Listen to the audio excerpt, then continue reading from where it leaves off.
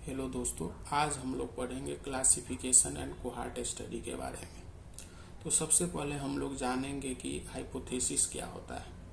Hypothesis जो है is any hypothetical statement और assumption which is yet to be proven. Means कि कोई भी स्टेटमेंट होता है या हमारा जो कोई एजम्पशन है और एनी जो जनरलाइज थ्योरी है जो अब तक प्रूफ नहीं हुआ है, तो उसके बारे में हम लोग जो हम स्टडी करते हैं, जो भी रिसर्च कंडक्ट करते हैं, उसको हम लोग हाइपोथेसिस कहते हैं। जैसे स्मोकिंग जो है कॉजेज लंग कैंसर, ये हमारा ये जो मानना है कि ये स्मोकिंग क्या कॉज कर रहा है, लंग कैंसर कॉज करता है। सेकेंड एग्जांपल है कि pig are the causative agent for swine flu. जो पिग जो है क्या कॉज करता है, वो स्वाइन फ्लू कॉज करने में हेल्प करता है।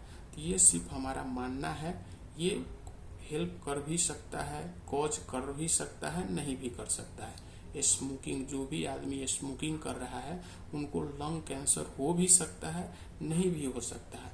यह सिर्फ हमारा एक मानना है। यह इसी को हम लोग क्या कहते हैं, हाइपोथेसिस कहते हैं। यह एक सिर्फ परिकल्पना है, हम सिर्फ उसके बारे में ये सोच रहे हैं। हाइपोथेसिस जो है वह सही भी हो, राइट भी हो सकता है, रॉन्ग भी हो सकता है। अब जो हम जानते हैं, जैसे कि हम लोग पढ़े हैं कि स्मोकिंग कॉज करता है लंग कैंसर, ये एग्जाम्पल है। जिस यहाँ पर स्मोकिंग को हम लोग एक्सपोजर भी कह सकते हैं, रिस्क फैक्टर भी कह सकते हैं और कॉजेज भी कह सकते हैं। ये रिस्क फैक्टर, एक्सपोजर और कॉजेज सभी को हम क्या जो है सभी एक ही, सबका मतलब एक ही होता है। और यहाँ पर जो लंग कैंसर जो है, लंग कैंसर को हम आउटकम भी कह सकते हैं। जो या कोई भी जो है, जैसे लंग कैंसर हो गया या कोई भी डिजीज हो गया, तो ये उसको क्या कहेंगे, आउटकम भी कह सकते हैं। या डिजीज हो गया, इफेक्ट है, ये सब का मतलब क्या होता है, एक ही होता है। आउटकम कहे या डिजीज कहे या इफेक्ट कहे, सब का मतलब क्या हुआ, एक हुआ। अब जो हम लोग पढ़ेंगे कि एपिडेमियोलॉजिकल क्लासिफिकेशन ऑफ स्टडी जो है, जब भी हम स्टडी जो हम करेंगे तो वो दो तरह के होगा। एक होगा ऑब्जर्वेशनल स्टडी होगा और दूसरा इंटरवेंशनल स्टडी होता है। तो सबसे पहले जो हम लोग क्या पढ़ेंगे, ऑब्जर्वेशनल स्टडी के बारे में पढ़ेंगे। यह ऑब्जर्वेशनल स्टडी जो है दो टाइप का होता है। पहला जो है वह डिस्क्रिप्टिव ऑब्जर्वेशनल स्टडी है और दूसरा जो होता है वह एनालिटिकल ऑब्जर्वेशनल स्टडी होता है। डिस्क्रिप्टिव ऑब्जर्वेशनल स्टडी में हम लोग क्या करते हैं, हाइपोथेसिस को फॉर्म करते हैं, हाइपोथेसिस को हम लोग बनाते हैं, फॉर्मुलेशन करते हैं। और एनालिटिकल जो ऑब्जर्वेशनल स्टडी जो होता है, जिसमें हम हाइपोथेसिस को टेस्ट करते हैं और कंडक्ट हम एनालिटिकल जो है वह एनालिटिकल ऑब्जर्वेशनल स्टडी में करते हैं। तो यहाँ पर जो डिस्क्रिप्टिव ऑब्जर्वेशनल स्टडी जो है, हम टाइम, प्लेस और पर्सन के हिसाब से हम लोग करते हैं। जैसे कि मान लेते हैं कि एक एग्जांपल के तौर पर कि 5000 जो है, 5000 लंग कैंसर जो है वह 1958 में हुआ, कहाँ, इंडिया में, दिल्ली में हुआ, इन इंडिया। और सेकेंड एग्जाम, जैसे कि स्टडी जो है हम लोग जो पढ़ चुका है, जो स्टडी कंडक्टेड हुआ है, जैसे कि कोरोनरी हार्ट डिजीज जो है, वह कोरोनरी 2000 जो इंडिविजुअल है या 2000 सब्जेक्ट पे क्या है कि कोरोनरी हार्ट डिजीज जो है हो चुका है इन 1948 इन यूएसए में। तो ये इसमें क्या है कि टाइम जो है वो 1948 टाइम दिया हुआ है, प्लेस जो है वह यूएसए, और जो पर्सन जो है लाइक 5000 जो इंडिविजुअल्स को क्या है कि कोरोनरी हार्ट डिजीज हो चुका है इन 1948 इन यूएसए में। तो ये जो डिस्क्रिप्टिव जो ऑब्जर्वेशनल स्टडी होता है, जो एसोसिएटेड होता है किससे, टाइम, प्लेस और पर्सन से एसोसिएटेड होता है। एनालिटिकल जो ऑब्जर्वेशनल स्टडी जो है, जिसमें हम क्या करते हैं, हाइपोथेसिस को टेस्टिंग करते हैं बाय कोहार्ट स्टडी के थ्रू, केस कंट्रोल स्टडी के थ्रू, क्रॉस सेक्शनल स्टडी और इकोलॉजिकल स्टडी के थ्रू जो है हम लोग क्या करते हैं, वह एनालिटिकल ऑब्जर्वेशनल स्टडी करते हैं। इसके बारे में हम लोग जो है आगे के जो लेक्चर होगा उनमें हम डिस्कस करेंगे, हम लोग पढ़ेंगे। दूसरा जो सेकेंड टाइप का है वह इंटरवेंशनल स्टडी होता है। और इंटरवेंशनल स्टडी में हम लोग क्या करते हैं कि हाइपोथेसिस के कन्फर्मेशन करते हैं, कंफर्म करते हैं बाय जो है RCT जो है रैंडमाइज्ड कंट्रोल ट्रायल के through, clinical trial, community trial और फील्ड ट्रायल के थ्रू जो है हम क्या करेंगे, वह इंटरवेंशनल स्टडी करते हैं। यहाँ पर एक क्वेश्चन है कि जैसे कि the most commonest cancer in male in India and all over the world क्या होता है, वह है लंग कैंसर। लंग कैंसर जो है सबसे कॉमनेस्ट कैंसर होता है, सबसे कॉमन होता है, कहाँ, मेल में होता है, इंडिया में भी और ऑल ओवर द वर्ल्ड में सबसे कॉमनेस्ट कैंसर लंग कैंसर होता है।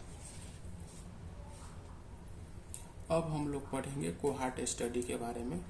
तो कोहार्ट स्टडी में क्या होता है कि एपिडेमियोलॉजिस्ट जो है record whether each study participant is exposed और not, then track the participant to see if they develop the disease of interest और नॉट। सो एपिडेमियोलॉजिस्ट जो है वह क्या करते हैं, रिकॉर्ड करने का काम करता है। वो कलेक्ट करते हैं जितने जो पार्टिसिपेंट है, जो भी स्टडी जो है या रिसर्च में जो भी पार्टिसिपेट करता है उसके उनको रिकॉर्ड करने का काम करता है कि वो पार्टिसिपेंट जो है कितने जो एक्सपोज्ड है और कितने एक्सपोज नहीं, यानी कि कितने स्मोकर्स है और कितने स्मोकर्स नहीं हैं।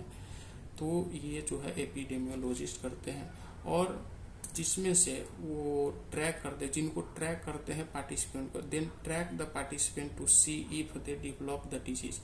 और सपोज जो है एपिडेमियोलॉजिस्ट जो है 100 जो है स्मोकर्स लिए और 100 स्मोकर्स को क्या करते हैं, वो रिकॉर्ड करते हैं कि वो 100 स्मोकर्स जो है हमेशा कंटिन्यू स्मोकिंग करते हैं या स्मोकिंग नहीं करते हैं, जिसके बाद जो भी स्मोकर्स है वो डिजीज डेवलप किए या डिजीज डेवलप नहीं किया। तो इनका जो है एपिडेमियोलॉजिस्ट जो है ये रिकॉर्ड करने का काम करता है। जो कोहार्ट स्टडी जो है, जहाँ पे जो group of individuals having same characteristic, cohort study में जो भी हम इंडिविजुअल्स लेते हैं, जो भी हमारा जो सब्जेक्ट होगा उसका सेम कैरेक्टर होगा। यानी कि स्मोकिंग जो है एक ग्रुप लेंगे जो स्मोकिंग जो होगा एक्सपोजर जो होगा और दूसरा जो है नॉन एक्सपोजर होगा। स्मोकिंग करेगा और दूसरा जो है स्मोकर होगा फर्स्ट, दूसरा जो है नॉन स्मोकर होगा। तो ये जो कोहार्ट स्टडी जो होता है हमेशा एक्सपोजर टू आउटकम के तरफ जाता है। यानी कि जो स्मोकिंग कर रहा है और स्मोकिंग के कारण क्या हो रहा है, लंग कैंसर हो रहा है। तो ये जो स्मोकिंग क्या है, एक्सपोजर है या रिस्क फैक्टर इसको बोलते हैं, रिस्क फैक्टर भी कह सकते हैं या कॉज। तो हमेशा जो है कोहार्ट स्टडी जो है एक्सपोजर टू आउटकम या रिस्क फैक्टर टू जो है डिजीज के तरफ जो है जाता है। जैसे कि अब एक एग्जाम्पल हम लोग ले लेते हैं कि हाइपोथेसिस जो है, हाइपोथेसिस क्या है, एक कि smoking is the major risk factor for lung cancer. एक एग्जाम्पल हमारा है क्या कि स्मोकिंग क्या कॉज कर रहा है, स्मोकिंग जो है सबसे मेजर रिस्क फैक्टर है क्या, लंग कैंसर कॉज करने का। तो हमारा जो एक्सपोजर क्या है, स्मोकिंग जो है एक्सपोज्ड है और नॉन एक्सपोज जो स्मोकर नहीं है, जो सिगरेट नहीं पीता है या जो भी स्मोकिंग नहीं करता है, तो क्या है वो नॉन एक्सपोजर उसको कहेंगे। तो यहाँ पर जो एक्सपोजर जो है, एक्सपोज्ड जो है, जो स्मोकर जो है, अब वो डिजीज उसको हो भी सकता है। लंग कैंसर जो है एक्सपोजर को, जो स्मोकिंग करता है उसको डिजीज हो भी सकता है और डिजीज नहीं भी हो सकता है। और दूसरा जो देखते हैं कि जो नॉन स्मोकर जो होता है या नॉन एक्सपोज जो है, उनको भी, जो नॉन स्मोकर होगा उसको डिजीज जो है हो भी सकता है, जो लंग कैंसर जो है हो भी सकता है और नहीं भी हो सकता है। तो सबसे पहले हम देख लेते हैं एक्सपोजर के बारे में। तो जो एक्सपोजर जो है, जो स्मोकर जो है, उनको डिजीज हो भी सकता है, नहीं भी हो सकता है। तो एक एग्जाम्पल जो ले लेते हैं कि हमारा जो सोसाइटी से जो है 100 स्मोकर्स हम ले लेंगे और 100 स्मोकर्स में से क्या है कि 80 स्मोकर्स को क्या है, लंग कैंसर हुआ। यानी कि 100 में 80 जो है उसको डिजीज जो है डेवलप्ड हुआ। और 20 को डिजीज जो है डेवलप नहीं होगा। 100 जो हमारा स्मोकर्स हैं, 100 में से जो है टोटल एक्सपोज कितना है 100 है, और 100 में से जो है 80 को डिजीज डेवलप्ड हुआ और 20 जो बचा है तो 20 को डिजीज डेवलप नहीं होगा। दूसरा जो है यहाँ नॉन एक्सपोज जो है जिसको डिजीज हो भी सकता है नहीं भी हो सकता है, यहाँ पर 100 जो है नॉन स्मोकर्स ले लेते हैं, या नॉन एक्सपोज्ड क्या है 100 है, 100 नॉन एक्सपोज्ड है। 100 में से जो है 10 को क्या है लंग कैंसर डेवलप हुआ, 10 व्यक्ति को लंग कैंसर हो जाता है, और 90 व्यक्ति जो है 90 जो इंडिविजुअल जो होगा सब्जेक्ट जो होगा उनको लंग कैंसर डेवलप नहीं होगा। तो यहाँ पर यही एक्सपोजर एंड नॉन एक्सपोजर में यही हमको समझना है कि एक्सपोजर जो है जिनको डिजीज हो भी सकता है नहीं भी हो सकता है, और नॉन एक्सपोजर को डिजीज हो भी सकता है नहीं भी हो सकता है। और ये जो हमारा एक एग्जाम्पल है ये। यहाँ आगे जो हम बढ़ते हैं कि गोल्डन रूल ऑफ एपिडेमियोलॉजी का क्या है कि ऑलवेज एपिडेमियोलॉजी जो है ऑलवेज टू टेक कंपैरिजन। हमेशा जब भी हम एपिडेमियोलॉजी में जब हम पढ़ते हैं या जो भी रिसर्च हम लोग कंडक्ट करते हैं, हमेशा उनमें हमको कंपैरिजन करना है। यानी कि कंपैरिजन का मतलब जैसे कि यहाँ एक्सपोजर है, exposure and non exposure, disease non disease, हमको हमेशा कंपेयर करना है। तो ये जो गोल्डन रूल होता है इन एपिडेमियोलॉजी में क्या करना, कंपैरिजन करना। जो result are calculated by strength of association, जो भी हम रिसर्च कंडक्ट करते हैं या जो भी हमारा जो हाइपोथेसिस है वो हमेशा जो रिजल्ट जो होता है उनको हम स्ट्रेंथ ऑफ एसोसिएशन के थ्रू हम क्या करते हैं कंडक्ट करने का काम करते हैं, कैलकुलेट करते हैं जो स्ट्रेंथ ऑफ एसोसिएशन जो के द्वारा हम रिजल्ट को कैलकुलेट करते हैं।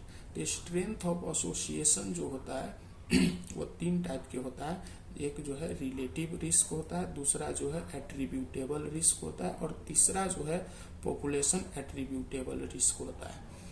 रिलेटिव रिस्क को हम रिलेटिव रेशियो भी कहते हैं, एट्रीब्यूटेबल रिस्क को जो है excess risk and absolute risk और रिस्क डिफरेंस भी बोलते हैं। अब हम एक जो पढ़ेंगे 1 बाय 1 रिलेटिव रिस्क के बारे में, एट्रीब्यूटेबल रिस्क और पॉपुलेशन रिस्क के बारे में।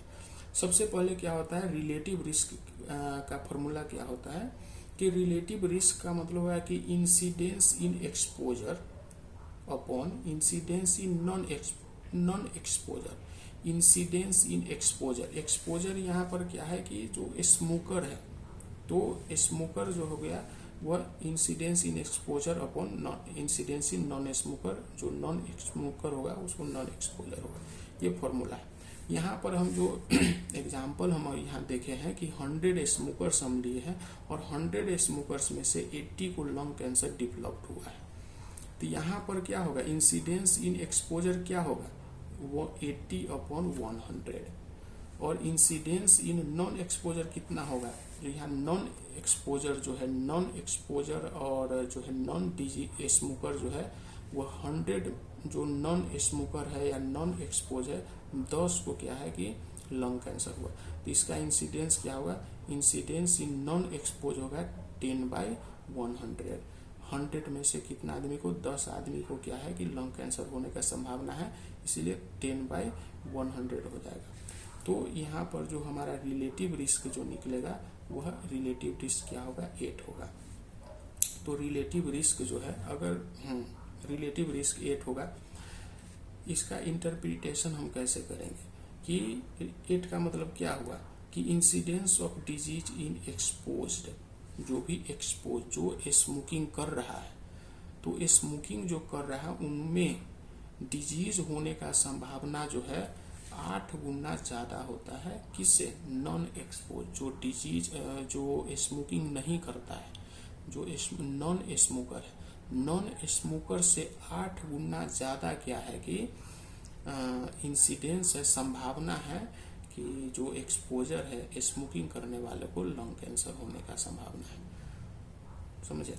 तो ये जो रिलेटिव रिस्क का मतलब है। अब जो हम पढ़ते हैं यहाँ जो है इंटरप्रिटेशन ऑफ रिलेटिव रिस्क। अगर relative risk one more than one होगा तो एसोसिएशन प्रेजेंट होगा। अगर रिलेटिव रिस्क अगर वन होगा तो उसमें कोई एसोसिएशन नहीं प्रेजेंट होगा, नो एसोसिएशन। अगर रिलेटिव रिस्क वन से कम होगा तो नेगेटिव और इनवर्स एसोसिएशन होगा। सेकेंड जो हम पढ़ेंगे एट्रीब्यूटेबल रिस्क के बारे में।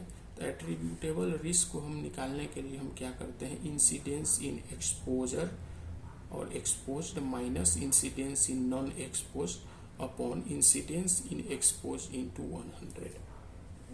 जैसे वही सेम हम जो एग्जाम्पल लेते हैं कि इंसिडेंस इन एक्सपोजर, एक्सपोजर कितने एक्सपोजर है 80/100 एंड नॉन एक्सपोजर कितने हैं, जो नॉन स्मोकर कितने है, तो नॉन स्मोकर कितने हैं 100 है। 100 में से 100 को 10 को क्या है कि लंग कैंसर डेवलप्ड हुआ, कितने में से 100 में से, तो नॉन एक्सपोजर हो गया 10/100 और डिवाइड करेंगे हम उसको कितना से इंसिडेंस इन एक्सपोजर, तो एक्सपोजर कितना है 80/100 जो है एक्सपोजर है, उसको मल्टीप्लाई करेंगे 100 से, तो अप्रोक्स 80 जो है 88% क्या हो जाएगा एट्रीब्यूटेबल रिस्क होगा। तो 88% एट्रीब्यूटेबल रिस्क जो होगा वो उसको इंटरप्रिटेशन कैसे करेंगे कि 88% ऑफ लंग कैंसर जो है can be attributed by smoking. जो 88% लंग कैंसर किसके रिस्पॉन्सिबिलिटी के कारण हो रहा है, तो स्मोकिंग के कारण जो है 88% लंग कैंसर हो रहा है। स्मोकिंग जो है वो रिस्पॉन्सिबल है 88% लंग कैंसर कॉज करने में। थर्ड जो है वो पॉपुलेशन एट्रीब्यूटेबल रिस्क है। तो पॉपुलेशन एट्रीब्यूटेबल रिस्क जो है हम कैलकुलेट करेंगे incidence in total population minus incidence in non exposed by incidence in total population into 100।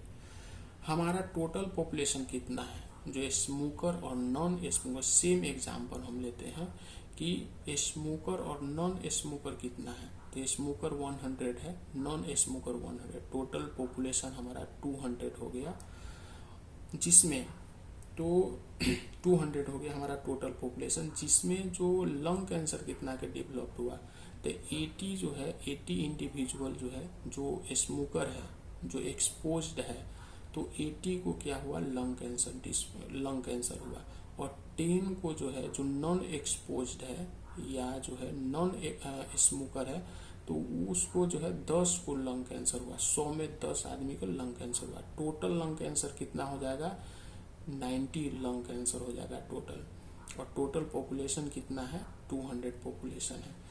तो यहाँ पर जो है सेम एग्जांपल हम लेते हैं कि 19 लंग कैंसर होगा, एक्सपोजर को 80 एक्सपोजर को और 10 जो है नॉन एक्सपोजर को, टोटल 90 लंग कैंसर हो जाएगा। टोटल पॉपुलेशन 200 है माइनस जो है नॉन एक्सपोजर, नॉन एक्सपोजर कितना है, जो स्मोकिंग कितना नहीं कर रहा है 100, तो 100 में से कितना आदमी को लंग कैंसर डेवलप हुआ, तो 10 व्यक्ति को क्या है कि 10 जो इंडिविजुअल है उसको लंग कैंसर डेवलप हुआ, तो 10/100 अपॉन टोटल जो है total population 90 incidence in total population 90 upon 200 into 100 जो है 77% क्या है इसका निकल जाएगा पॉपुलेशन एट्रीब्यूटेबल रिस्क। तो ये इसको इंटरप्रेट कैसे करेंगे तो इंटरप्रिटेशन इसका यही होगा कि if smoking is eliminated from the same population, अगर जो है 200 आदमी में अगर स्मोकिंग अगर स्टॉप अगर कर देता है, अगर स्मोकिंग नहीं करता है वो, तो उसमें 77% चांस है क्या चीज का रिडक्शन ऑफ न्यू केसेस और इंसिडेंस ऑफ लंग कैंसर। तो अगर व्यक्ति जो है, अगर इंडिविजुअल जो है सोसाइटी में आदमी अगर स्मोकिंग अगर कंट्रोल कर देता है, अगर स्मोकिंग अगर रिड्यूस अगर नहीं स्मोकिंग करता है, तो 77% चांस है क्या कम होने का, जो नया जो लंग कैंसर जो है new lung cancer new lung disease होने का संभावना क्या हो जाता है कम हो जाता है। अब हम लोग पढ़ेंगे कि application in public health, application in public health के बारे में। तो यहाँ पर जो है सबसे जो क्लिनिशियन जो है, क्लिनिशियन जो डॉक्टर जो है, मान ली डॉक्टर जो है मेनली जो कौन सा क्या यूज करते हैं, तो जो रिलेटिव रिस्क जो है वह यूज करते हैं जो रिसर्च कंडक्ट करने में, रिसर्च या हाइपोथेसिस जो है जो कैलकुलेट करने में क्या है कि रिलेटिव रिस्क का यूज करते हैं।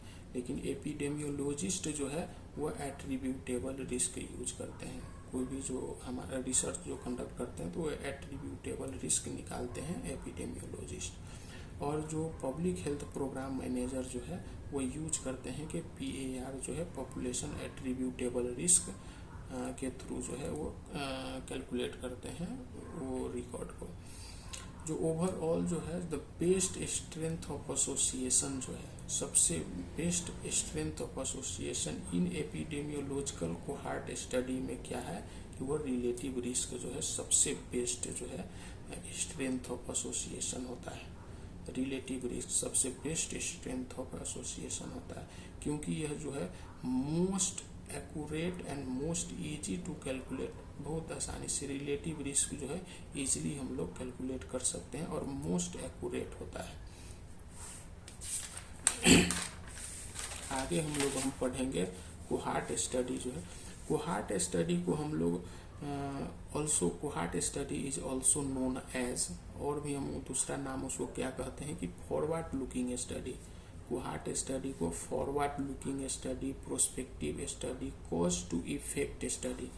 जो कॉज टू हम लोग यहाँ पढ़े हैं ना कि स्मोकिंग जो है कॉज लंग कैंसर, तो इसको क्या बोलेंगे एक्सपोजर, रिस्क फैक्टर, कॉज। तो कॉज टू इफेक्ट जो है हमारा डिजीज क्या lung cancer, cause to effect हो गया, risk to factor causes diseases, exposure to outcome. इसीलिए यहाँ पर जो है कोहार्ट स्टडी को हम लोग क्या कहते हैं risk factor to disease study भी, exposure to outcome study, follow up study and incidence study भी कहते हैं। टाइप्स ऑफ कोहार्ट स्टडी जो है, कोहार्ट स्टडी के 3 टाइप का होता है कोहार्ट स्टडी। जो prospective cohort study, retrospective cohort study और मिक्स कोहार्ट स्टडी, ये 3 टाइप्स के कोहार्ट स्टडी है। प्रोस्पेक्टिव कोहार्ट स्टडी का मतलब क्या होता है, प्रोस्पेक्टिव कोहार्ट स्टडी में जैसे कि स्मोकिंग जो है, एग्जांपल हम ले लेते हैं कि स्मोकिंग कॉजेज लंग कैंसर। तो स्मोकिंग जो है आज जो है 2022 में अगर हम स्टडी कंडक्ट करते हैं, रिसर्च अगर हम 2022 में हम अगर स्टार्ट करते हैं, तो प्रोस्पेक्टिव कोहार्ट स्टडी में क्या होगा कि 2037 यानी कि 15 साल बाद जो है हमारा रिसर्च कंप्लीट होगा।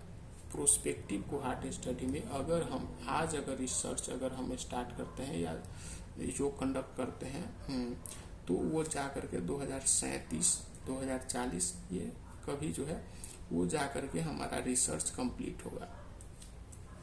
तो उसको हम क्या कहेंगे कि प्रोस्पेक्टिव कोहार्ट स्टडी बोलेंगे। आगे के तब फॉरवर्ड होता है। तो इस जो प्रोस्पेक्टिव कोहार्ट स्टडी जो है वह इंसिडेंस, जिसमें क्या है कि हम इंसिडेंस और रिलेटिव रिस्क जो है बहुत एक्यूरेट निकलता है। ये जो है प्रोस्पेक्टिव कोहार्ट स्टडी में जो है एक्यूरेट निकलता है क्या, रिलेटिव रिस्क और इंसिडेंस। तो इसका एडवांटेज क्या है, प्रोस्पेक्टिव कोहार्ट स्टडी का एडवांटेज यही है कि वह वेरी एक्यूरेट होता है। प्रोस्पेक्टिव कोहार्ट स्टडी बहुत एक्यूरेट होता है, लेकिन इसका एक डिसएडवांटेज ये है कि यह टाइम टेकिंग होता है। 15 साल लग जाता है इसको क्या करने में, स्टडी को कंडक्ट करने में। प्रोस्पेक्टिव कोहार्ट स्टडी में कितने लगभग 15 साल टाइम लगता है, इसीलिए जो है ये टाइम टेकिंग है। ये कोहार्ट जो प्रोस्पेक्टिव कोहार्ट स्टडी जो टाइम टेकिंग है, जो कि ये डिसएडवांटेज है इसका। दूसरा जो है रिट्रोस्पेक्टिव कोहार्ट स्टडी जो है, जिसमें combination of prospective cohort study और केस कंट्रोल स्टडी दोनों का कॉम्बिनेशन होता है।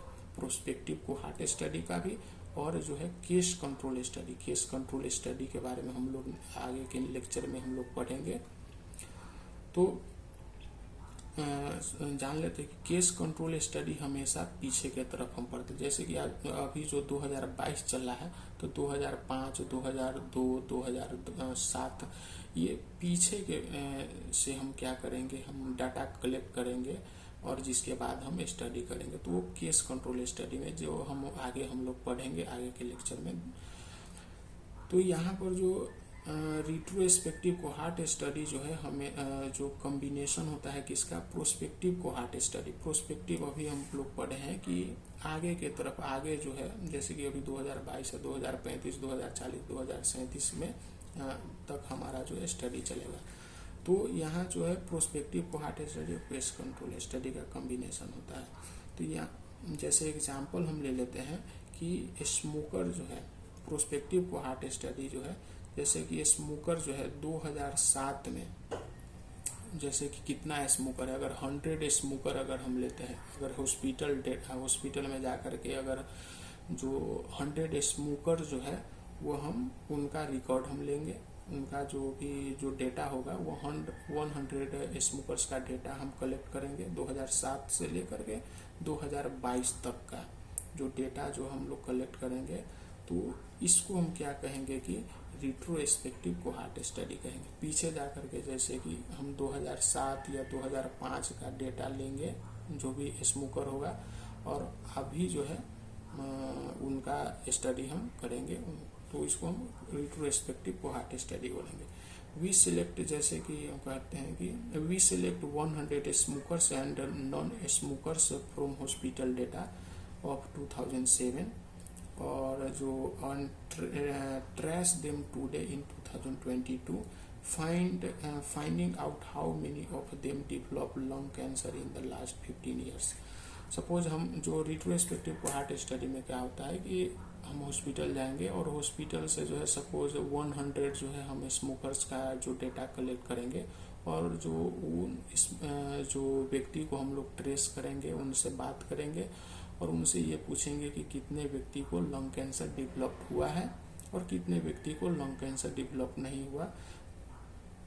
जिसके बाद हम जो क्या करेंगे वो हम अपना हाइपोथेसिस और अपना जो कैलकुलेशन करेंगे। जो रिट्रोस्पेक्टिव कोहार्ट स्टडी जो है वह गिव्स हमको इंसिडेंस बतलाता है, रिलेटिव रिस्क, एट्रीब्यूटेबल रिस्क और पॉपुलेशन एट्रीब्यूटेबल रिस्क हम कैलकुलेट करते हैं रिलेटिव रिस्क में भी। और रिलेटिव रिस्क जो होता है टाइम सेविंग होता है।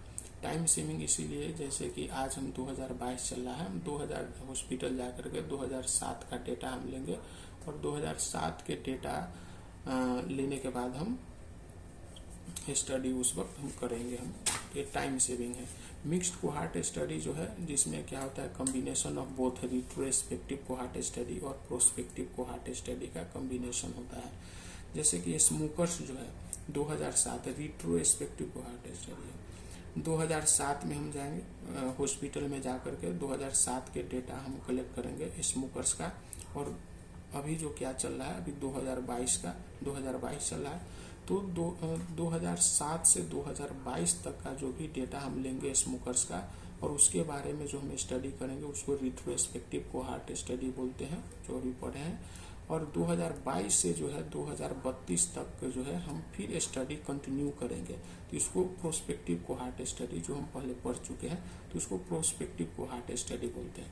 तो यही जो retrospective cohort study plus prospective cohort study को ही मिक्स्ड कोहार्ट स्टडी बोलते हैं। जो mixed cohort study is the cohort study, mixed cohort study को कोहार्ट स्टडी इसीलिए बोलते हैं क्योंकि इसका डायरेक्शन हमेशा एक्सपोजर टू आउटकम के तरफ होता है, इसीलिए जो है इसको मिक्स्ड कोहार्ट स्टडी कहते हैं।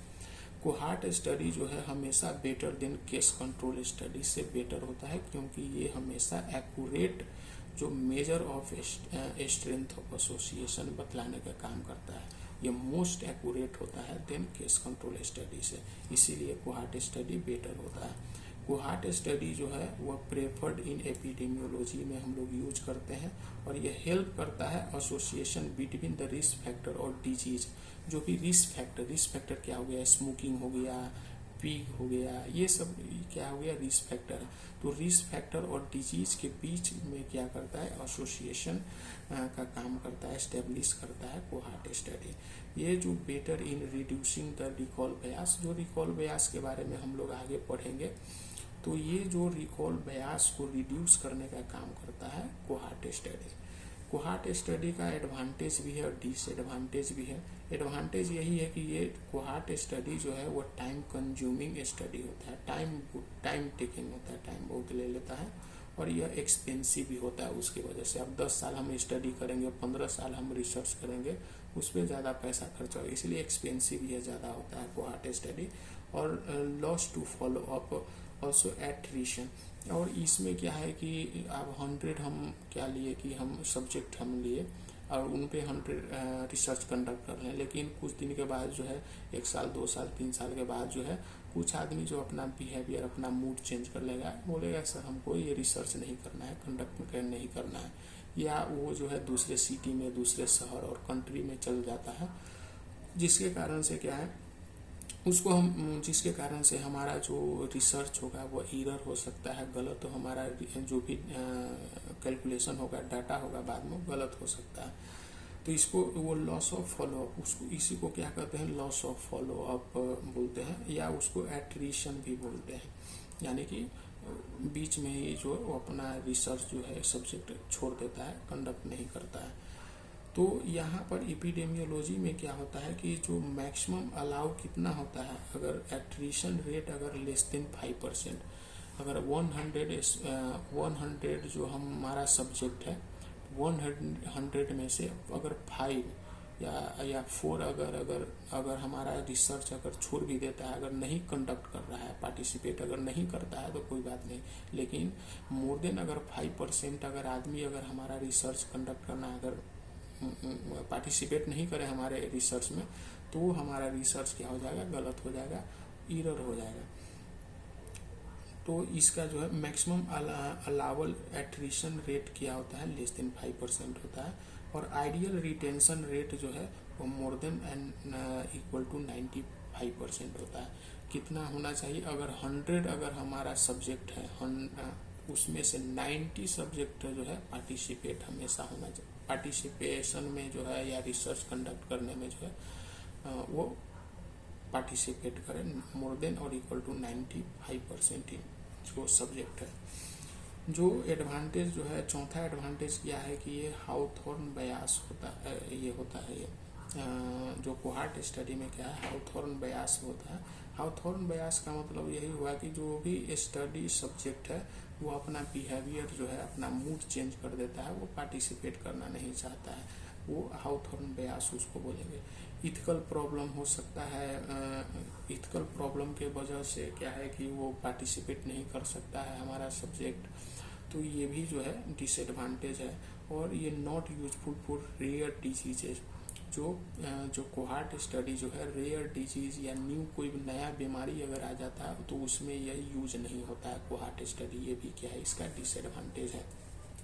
एडवांटेज क्या है, ये 3 एडवांटेज होता है, जैसे incidence, relative risk is more accurate जो है, या मोस्ट एक्यूरेट जो होता है वो कोहार्ट स्टडी में होता है, ये एडवांटेज है। दूसरा जो एडवांटेज है कि वो नो रिकॉल बयास जो है, रिकॉल बयास जो है वो नहीं होता है कोहार्ट स्टडी में। और तीसरा एडवांटेज है कि outcome can be study together, जो भी हमारा आउटकम है, जो डिजीज है उसको एक साथ, कई डिजीज को एक साथ हम लोग पढ़ सकते हैं, ये जो क्या है कि एडवांटेजेस है। तो हम लोग पढ़े हैं हाइपोथेसिस और कोहार्ट स्टडी के बारे में।